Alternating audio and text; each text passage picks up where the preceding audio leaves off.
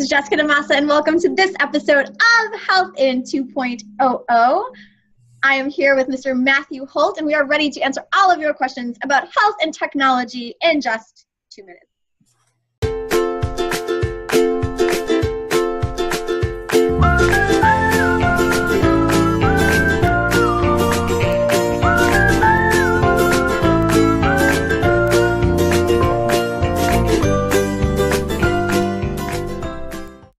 All right, Matthew, do you have your timer ready? It is ready as it'll ever be. Ooh, it's bright in here.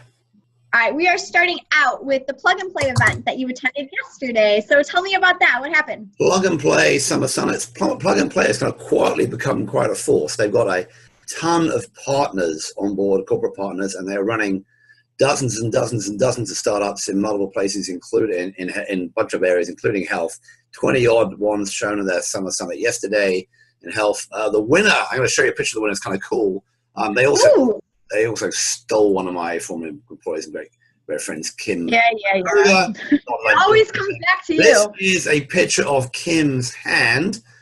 She's actually modeling the winner from a company called Logic.ink, and it's a spray. It's a tattoo, like one of those kids' tattoos you put on, and the middle will tell you if you're getting sunburned, and the outside is how much UV you get in a day. And Kim got this putting it on just driving between the place and the party. So kind of fun. The other really cool people there were called, a bunch of them, one called VR Health, which is sort of doing VR, using Oculus Rift for a whole bunch of stuff. And I did some cool physical therapy and some neurological testing stuff. So a lot of cool stuff going on, a lot of startups, and Plug and Play is really getting into it.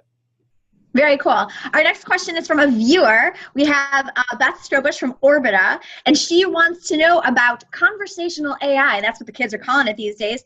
She gave us a fun fact that by 2020, more people will talk to bots than they will to their spouse. Do you think that the use will be as ubiquitous in healthcare? Probably, given that my spouse really thinks I'm a bot already. I would think that there'll be plenty of that. You're already seeing a ton of people doing AIs and chatbots, and the use of voice is only growing. I've seen several companies using Alexa and Siri to do that. So, yeah, I think it's going to grow fast. Very good. And then what about the Science 37 SoftBank maybe investment that might happen one day? Because we love to talk about news that hasn't happened yet. That's the clock going off, so you just got your question. Thank God we got this bit of exciting non-news in. Science 37's already raised quite a bit. I think they raised 40-odd million before, maybe 50, I don't know exactly. What they do is basically at-home clinical trials, and people have been trying to crack this nut for quite some time because getting patients to a clinical trial center is really expensive, very cumbersome. If you could have people do the clinical trial in their home, you can expand the scale of the clinical trial to many more places, many more people. So this is kind of the holy grail in pharma for a while. Science 37's got investment. Yeah. Sanofi, and I think Northwest, and a bunch of other people. So that's all good. The question is, SoftBank wanted to come in and put in 150 million. That was reported last week in Recode and elsewhere. SoftBank has been buying up into private companies. Most notably, they bought out a bunch of the VCs, including NEA from Uber recently. And I'm kind of wondering if they're like the last fool in the stock market terms of continuing to pay up. Maybe they're geniuses. Maybe they know something I don't. I don't know how far Science 37 is growing. It's been doing pretty well, but it sounds like a lot of money to go into a company of that size, and I wonder what the valuation will be, and I want to clear out. So the deal is not done, probably will happen at something like that scale. Science 37 seems to be doing very well. I don't know how smart SoftBank's money is, but they're a lot richer and cleverer than me, so maybe it's pretty smart. I don't know. If they're the last fool, maybe they'll also invest in Elizabeth Holmes' new venture. She's raising money again, right? That's not a question, but she's out raising money. And, no, it's a comment. Don't silence me. It's a comment.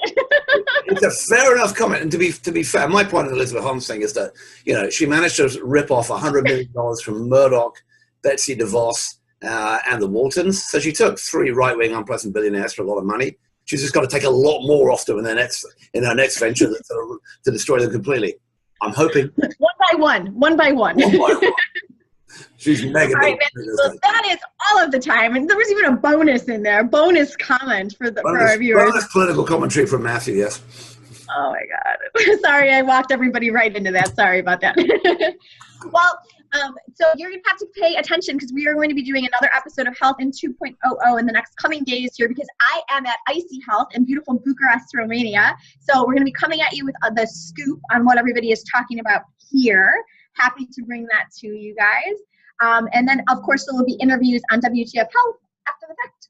So, Matthew, always a pleasure. If you have any questions for us, be sure to tweet him at BoltyBoy, tweet me at DaMassa. I'll be checking, especially if you have anything for anybody at Icy Health. Let me know. Happy to be here with Lorena McNaughton and her team. And that's it for this episode. Matthew, thanks so much.